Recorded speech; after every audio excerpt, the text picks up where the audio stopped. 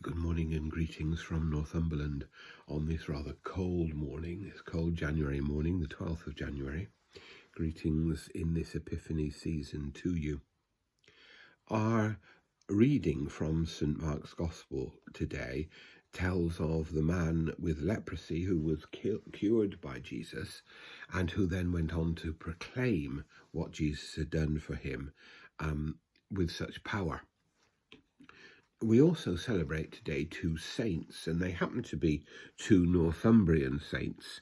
St. Aelred, a monastic leader of the 12th century, and St. Benedict Biscop, who died in 689, who was a nobleman of Northumbria in the court of King Oswy.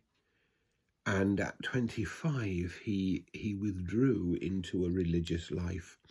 He travelled to Rome several times, and he did, although he'd been nurtured in his Christian faith by the Irish Celtic mission to Northumbria, he was attracted to the Roman way of doing Christian things and travelled to Rome so many times and introduced monastic communities which were really based on the rule of St. Benedict.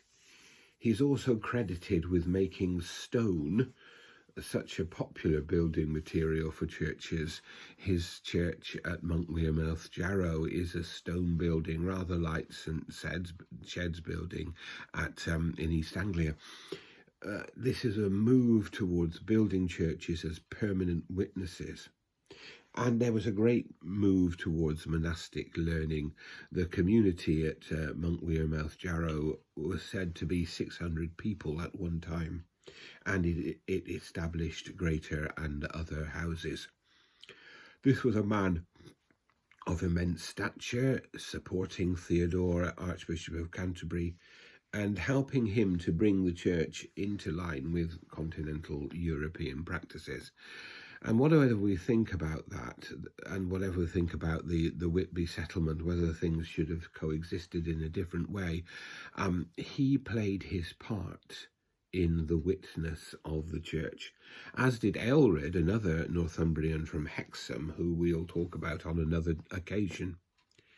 But what we have here in these early English saints are men and women who through their encounter with Christ are transformed and live out that transformation through influencing others.